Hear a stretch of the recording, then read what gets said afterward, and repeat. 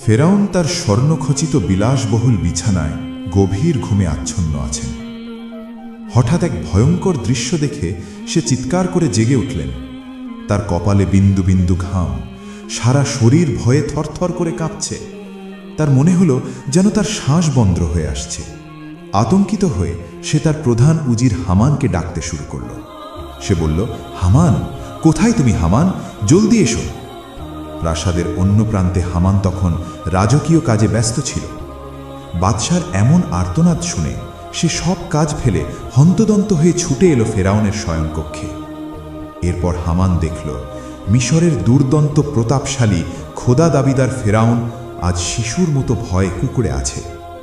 হামান কাছে গিয়ে বিনীত স্বরে জিজ্ঞেস করল, জাহাপনা, বেয়াদবি মাফ করবেন, কি হয়েছে আপনার? আপনাকে এতটা বিচলিত তো আমি আগে কখনো দেখিনি।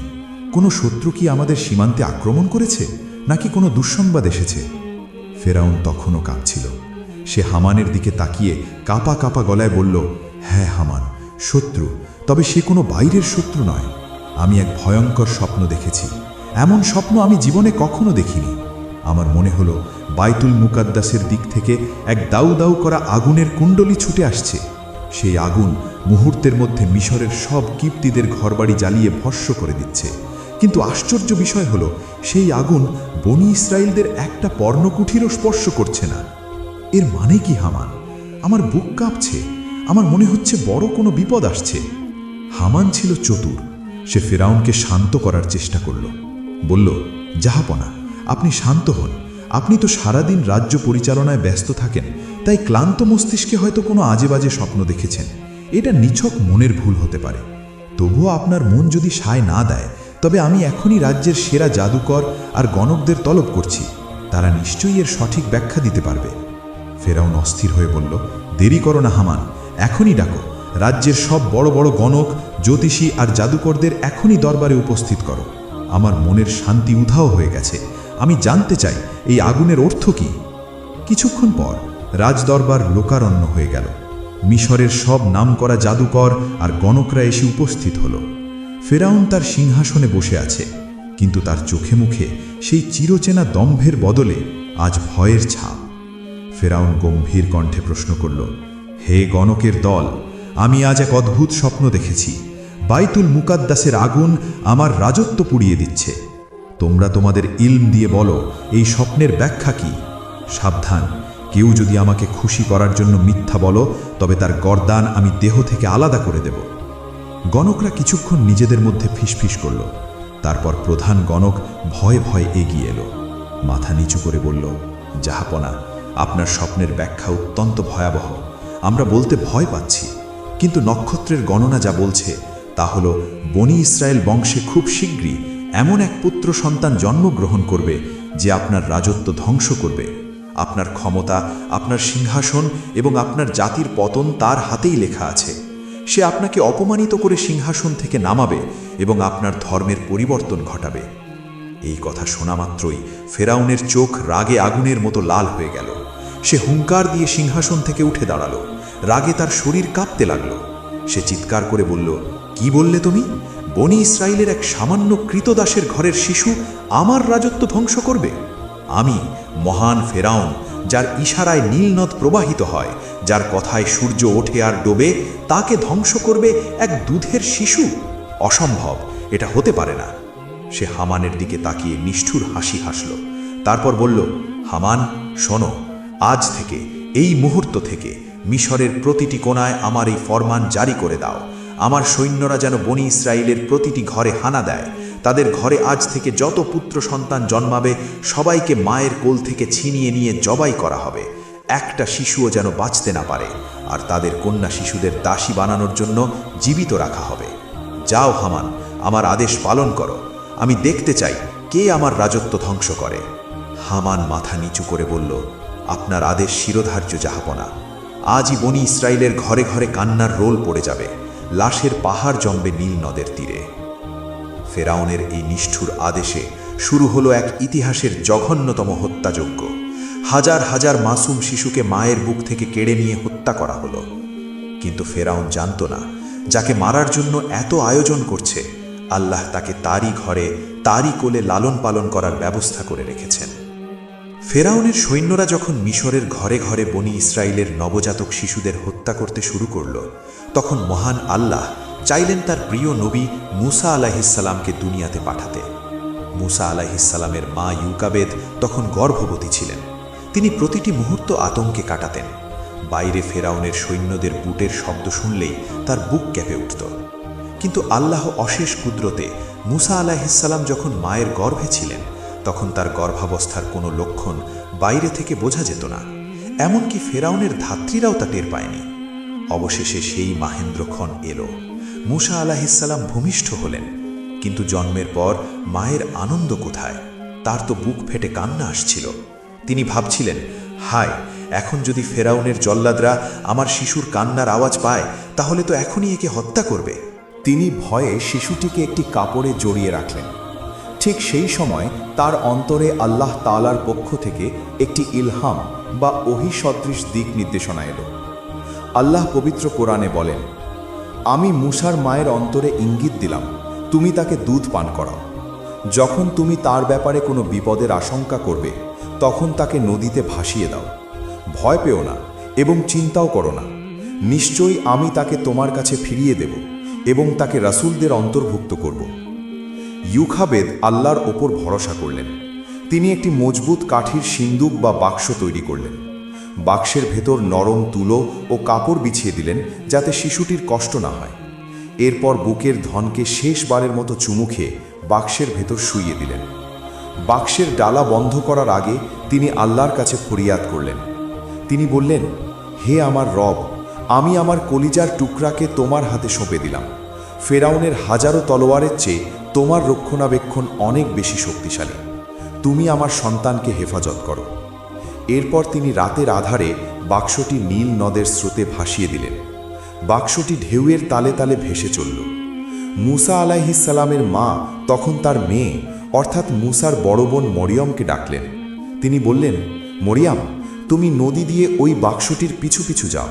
সাবধানে দেখবে ওটা কোথায় গিয়ে থামে, কিন্তু এমনভাবে চলবে যেন ফেরাউনের কোনো গুপ্তচর তোমাকে সন্দেহ করতে না পারে। মরিয়াম নদীর পাড় ধরে সাবধানে এগোতে লাগল। ওদিকে আল্লাহর হুকুমে নদীর স্রোত বাক্সটিকে ভাসিয়ে সোজা নিয়ে গেল ফেরাউনের রাজপ্রাসাদের ঘাটে। ফেরাউনের স্ত্রী মহিয়সী নারী আসিয়া রাদিয়াল্লাহু তখন তার দাসীদের নিয়ে নীল নদের তীরে হাওয়া খাচ্ছিলেন।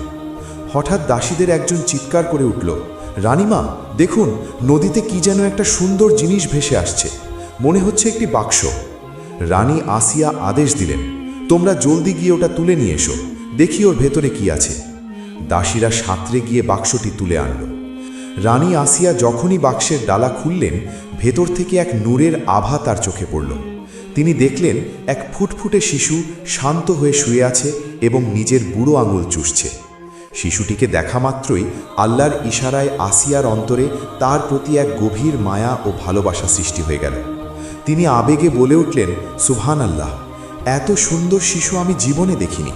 আমার মনে হচ্ছে আল্লাহ আমার শূন্য কোল পূরণ করার জন্যই একে পাঠিয়েছেন।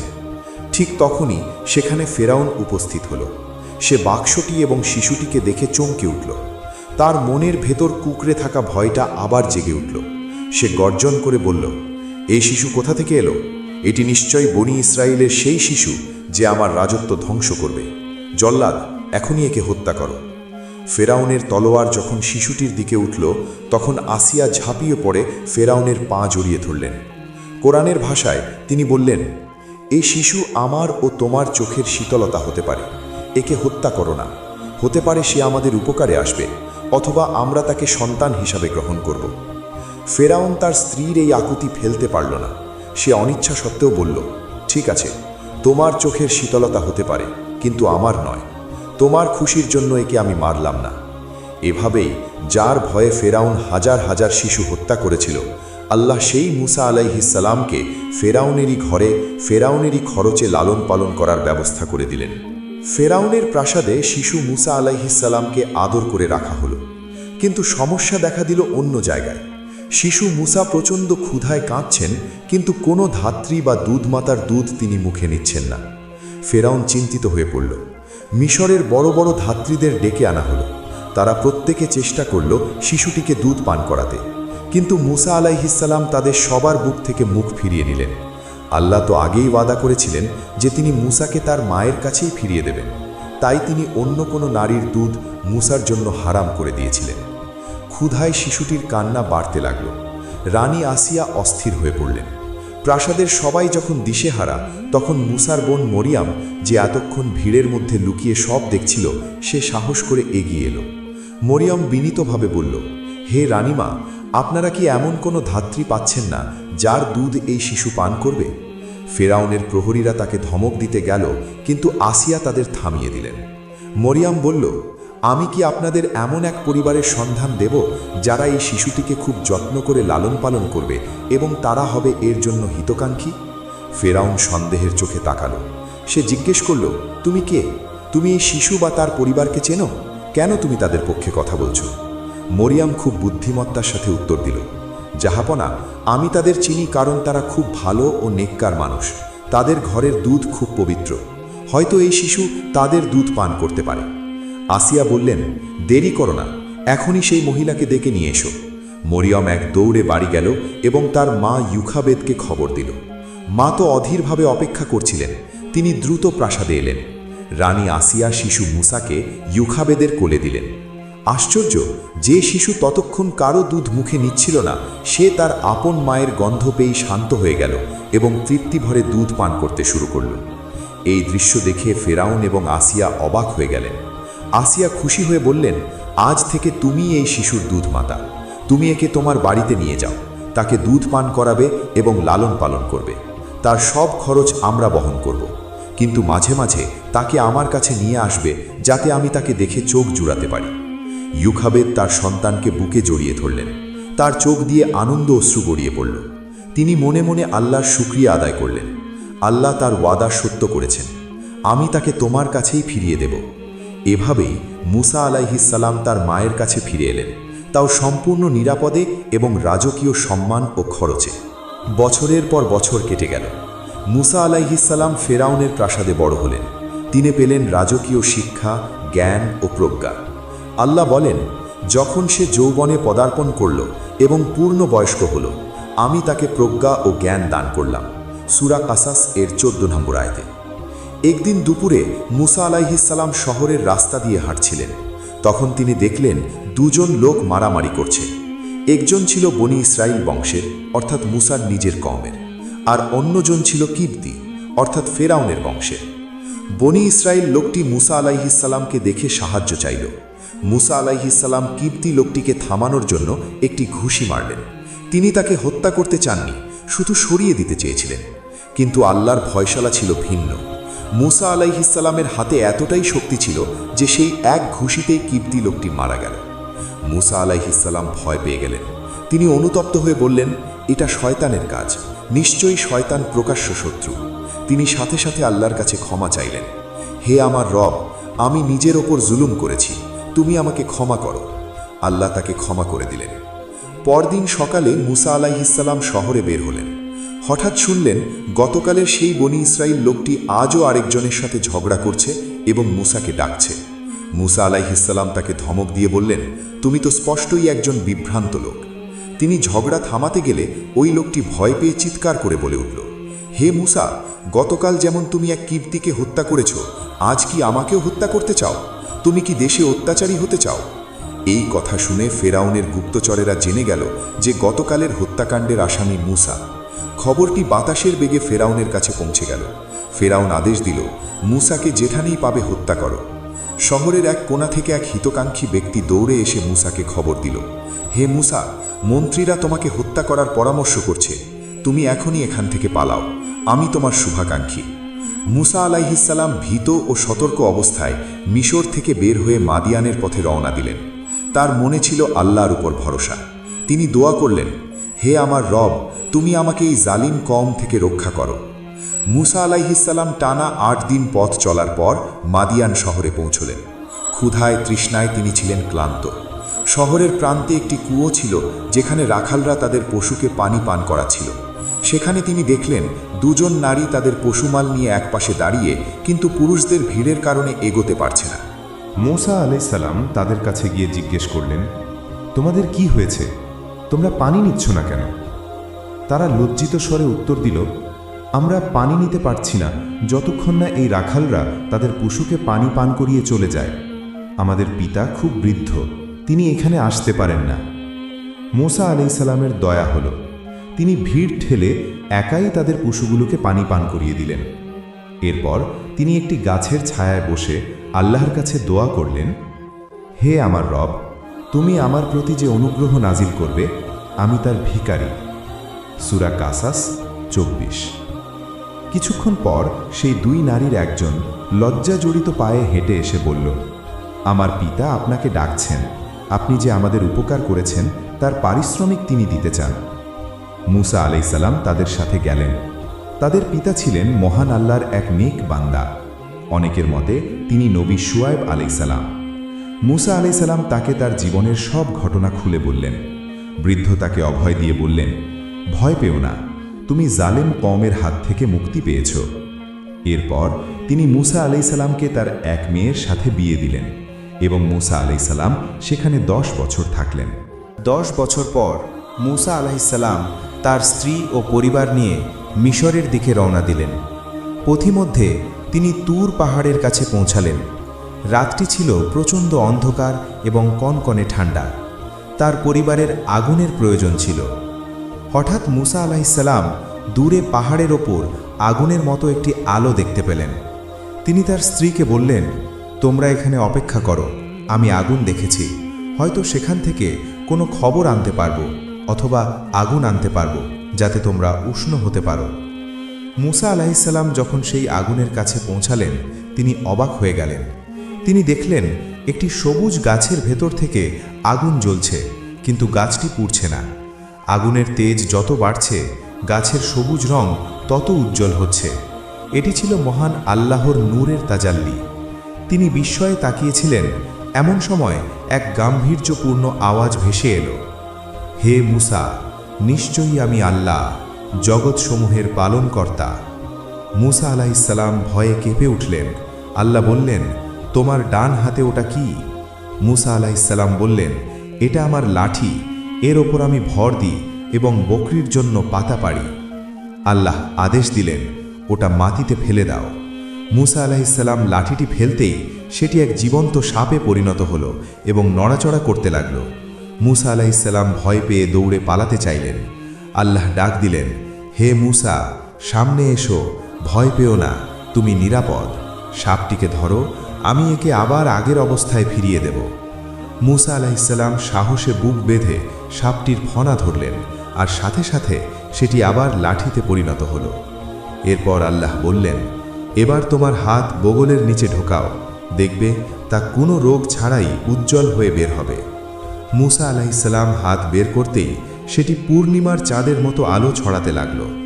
মহান আল্লাহ বললেন, এগুলো ফেরাউনের কাছে তোমার নবুয়তের দুটি বড় প্রমাণ। যাও, ফেরাউন এবং তার সভাসদদের কাছে যাও, তারা সীমা লঙ্ঘন করেছে। মূসা আলাইহিস সালাম বিনীতভাবে বললেন, হে আমার রব, আমি তাদের একজনকে হত্যা করেছিলাম, তাই আমি ভয় পাচ্ছি তারা আমাকে হত্যা করবে। আমার ভাই হারুন আমার চেয়ে সুন্দর করে কথা বলতে পারে, তাকে আমার সাহায্যকারী হিসাবে পাঠিয়ে দিন। আল্লাহ কবুল করলেন, আমি তোমার ভাইয়ের মাধ্যমে তোমার বাহু শক্তিশালী করব। তোমরা দুজনে যাও, আমার নিদর্শনগুলো নিয়ে যাও, তোমরাই বিজয়ী হবে। মূসা আলাইহিস সালাম ও হারুন আলাইহিস সালাম মিশরে ফিরে এলেন। তারা সোজা ফেরাউনের রাজদরবারে উপস্থিত হলেন। ফেরাউন তখন তার সভাসদদের নিয়ে অহংকারের সাথে বসেছিল। মূসা আলাইহিস সালাম দৃপ্ত কণ্ঠে বললেন, হে ফেরাউন, আমি বিশ্বজগতের পালনকর্তার পক্ষ থেকে প্রেরিত রসূল। ফেরাউন তাচ্ছিল্যের সাথে বলল, বিশ্বজগতের পালনকর্তা আবার কে? আমি তো তোমাদের বড় রব। মূসা আলাইহিস সালাম বললেন, তিনি আকাশ এবং পৃথিবীর রব, যদি তুমি বিশ্বাস করো। ফেরাউন রেগে গিয়ে বলল, তুমি যদি আমাকে ছাড়া অন্য কাউকে ইলাহ মানো, তবে আমি তোমাকে অবশ্যই কারাগারে নিক্ষেপ করব। মূসা আলাইহিস সালাম বললেন, আমি যদি তোমার কাছে কোনো স্পষ্ট প্রমাণ নিয়ে আসি তবুও? ফেরাউন বলল, যদি সত্যবাদী হও তবে প্রমাণ পেশ করো। মূসা আলাইহিস সালাম তার হাতের লাঠিটি মাটিতে ফেলে দিলেন। সবার চোখের সামনে সেটি এক বিশাল অজগর সাপে পরিণত হলো এবং হাঁ করতে লাগল। ফেরাউন ভয়ে সিংহাসন ছেড়ে পেছনে সরে গেল। এরপর মুসা আলাইহিসসালাম তার হাত বের করলেন আর পুরো দরবার উজ্জ্বল আলোয় ভরে গেল। ফেরাউন তার মন্ত্রীদের বলল, এ তো এক সুদক্ষ জাদুকর, সে জাদু দিয়ে তোমাদের দেশ থেকে বের করে দিতে চায়। এখন তোমরা কি পরামর্শ দাও? মন্ত্রীরা বলল, তাকে কিছুদিন সময় দিন এবং রাজ্যের সব বড় জাদুকরদের একত্র করুন। জাদুকররা তার জাদুকে পরাজিত করবে। শুরু হলো এক মহাযুদ্ধের প্রস্তুতি, সত্য বনাম মিথ্যার লড়াই। মিশরের এক বিশাল খোলা ময়দানে লাখ লাখ মানুষ ভিড় জমিয়েছে এই মহাযুদ্ধ দেখার জন্য। একদিকে একা দাঁড়িয়ে আছেন মুসা আলাইহিসসালাম এবং তার ভাই হারুন আলাইহিসসালাম। অন্যদিকে মিশরের হাজার হাজার সুদক্ষ জাদুকর, তাদের হাতে দড়ি আর লাঠি, আর মঞ্চের ওপর অহংকারী ফেরাউন বসে আছে। জাদুকরদের সর্দাররা ফেরাউনকে জিজ্ঞেস করল, আমরা যদি বিজয়ী হই তবে কি আমাদের জন্য কোনো পুরস্কার থাকবে? ফেরাউন বলল, হ্যাঁ অবশ্যই, তোমরা আমার খুব কাছের মানুষ হয়ে যাবে এবং তোমাদের অঢেল ধন সম্পদ দেওয়া হবে। এবার জাদুকররা মুসা আলাইহিসসালামকে বলল, হে মুসা, তুমি কি আগে তোমার জাদু দেখাবে নাকি আমরা আগে নিক্ষেপ করব? মুসা আলাইহিসসালাম শান্ত কণ্ঠে বললেন, তোমরাই আগে নিক্ষেপ করো। জাদুকররা তাদের হাতে থাকা হাজার হাজার দড়ি আর লাঠি মাটিতে ছুঁড়ে মারল। জাদুর প্রভাবে সেগুলো এক একটি বিষাক্ত সাপে কিলবিল করতে লাগল। পুরো মাঠ সাপে ভরে গেল। মনে হলো যেন সাপগুলো সব গিলে খাবে। উপস্থিত জনতা ভয়ে চিৎকার শুরু করল। এমনকি মুসা আলাইহিসসালামের মনেও ক্ষণিকের জন্য একটু ভীতি সৃষ্টি হলো। ঠিক তখনই মহান আল্লাহর ওহী নাজিল হলো, ভয় পেও না মুসা, তুমিই বিজয়ী হবে। তোমার ডান হাতে যা আছে তা ফেলে দাও। এটি জাদুকরদের সব সৃষ্টি গিলে খাবে, কারণ তারা যা বানিয়েছে তা কেবল জাদুকরের ভেলকি মাত্র। মুসা আলাইহিসসালাম তার লাঠি মাটিতে ফেললেন। মুহূর্তের মধ্যে সেটি এক বিশাল অজগর সাপে পরিণত হলো। সেই অজগরতেই জাদুকরদের তৈরি করা হাজার হাজার সাপকে টপাটপ গিলে খেল। মাঠ আবার পরিষ্কার হয়ে গেল। এই দৃশ্য দেখে জাদুকররা বুঝতে পারল যে এটা কোনো মানুষের জাদু হতে পারে না, এটা নিশ্চয়ই কোনো মহান রবের কুদরত। তাদের অন্তরে ঈমানের আলো জ্বলে উঠল। তারা ফেরাউনের সামনেই সেজদায় লুটিয়ে পড়ল। তারা চিৎকার করে বলল, আমরা ঈমান আনলাম জগৎসমূহের রবের প্রতি, যিনি মুসা ও হারুনের রব। ফেরাউন রাগে উন্মত্ত হয়ে গেল। সে গর্জন করে বলল, তোমরা আমার অনুমতি ছাড়াই ঈমান আনলে? আমি কসম করে বলছি, আমি তোমাদের হাত এবং পা বিপরীত দিক থেকে কেটে ফেলব এবং তোমাদের খেজুর গাছের কাণ্ডে শুলে চড়াব। জাদুকররা নির্ভীক কণ্ঠে উত্তর দিল, তুমি যা খুশি করতে পারো, তোমার ক্ষমতা শুধু এই দুনিয়ার জীবনের ওপর।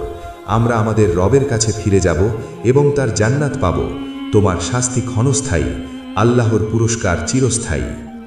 ফেরাউনের অত্যাচার যখন সীমা ছাড়িয়ে গেল, তখন আল্লাহ মুসা আলাইহিসসালামকে আদেশ দিলেন যে আমার বান্দাদের নিয়ে রাতের অন্ধকারে বের হয়ে যাও, ফেরাউন তোমাদের পিছু নেবে। মুসা আলাইহিসসালাম বনি ইসরাইলকে নিয়ে লোহিত সাগরের তীরে পৌঁছালেন। সকাল হয়ে গেল। পেছনে তাকিয়ে তারা দেখল ধুলোর ঝড় উড়িয়ে ফেরাউন তার বিশাল বাহিনী নিয়ে ধেয়ে আসছে। সামনে অথই সাগর, পেছনে ফেরাউন, পালাবার কোনো পথ নেই। বনি ইসরাইলরা ভয়ে কাঁদতে লাগল, হে মুসা, আমরা তো ধরা পড়ে গেলাম, আজ আমাদের মৃত্যু নিশ্চিত। মুসা আলাইহিসসালাম পাহাড়ের মতো অটল থেকে বললেন, কখনোই নয়, আমার সাথে আমার রব আছেন, তিনি আমাকে পথ দেখাবেন। আল্লাহ ওহী পাঠালেন, হে মুসা, তোমার লাঠি দিয়ে সাগরে আঘাত করো। মুসা আলাইহিসসালাম আঘাত করতেই সমুদ্রের পানি দুই ভাগ হয়ে গেল। মাঝখান দিয়ে 12টি শুকনো রাস্তা তৈরি হলো। পানির দেওয়ালগুলো পাহাড়ের মতো দুই পাশে দাঁড়িয়ে রইল। মুসা আলাইহিসসালাম তার কওম নিয়ে নিরাপদে সাগর পার হয়ে গেলেন। ফেরাউন তীরে এসে এই দৃশ্য দেখল। তার অহংকার তাকে অন্ধ করে দিল। সে ভাবল নদীও তাকে ভয় পেয়ে রাস্তা করে দিয়েছে। সে তার বাহিনী নিয়ে সাগরের মাঝখানের রাস্তায় নেমে পড়ল। যখন ফেরাউন এবং তার পুরো বাহিনী সাগরের ঠিক মাঝখানে পৌঁছালো, তখন আল্লাহ পানিকে হুকুম করলেন, মিশে যা। মুহূর্তের মধ্যে পানির বিশাল পাহাড়গুলো ধসে পড়ল। ফেরাউন এবং তার হাজার হাজার সৈন্য পানির নিচে তলাতে লাগল। মৃত্যু যখন নিশ্চিত, তখন ফেরাউন চিৎকার করে বলল, আমি ঈমান আনলাম। বনি ইসরাইল যেই রবের ওপর ঈমান এনেছে, আমিও তার ওপর ঈমান আনলাম। আমি মুসলমানদের অন্তর্ভুক্ত হলাম। তখন জিব্রাইল আলাইহিসসালাম এসে এক মুঠো কাদা ফেরাউনের মুখে ছুঁড়ে দিয়ে বললেন, এখন অথচ একটু আগেও তুমি ছিলে অবাধ্য এবং ফাসাদ সৃষ্টিকারী। আল্লাহ তাআলা ঘোষণা করলেন, আজ আমি তোর লাশকে সংরক্ষণ করব, যাতে তুই তোর পরবর্তী প্রজন্মের জন্য একটি শিক্ষা ও নিদর্শন হয়ে থাকিস। ফেরাউনের আত্মা বের হয়ে গেল, তার শরীর পচল না, গলল না। সমুদ্রের ঢেউ তাকে তীরে ছুঁড়ে ফেলে দিল।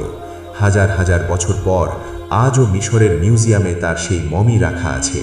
তার নিথর দেহ যেন বিশ্ববাসীকে চিৎকার করে বলছে, ক্ষমতা আর অহংকার করে আল্লাহর সাথে পাল্লা দিও না, তার শক্তির সামনে সব ক্ষমতা তুচ্ছ।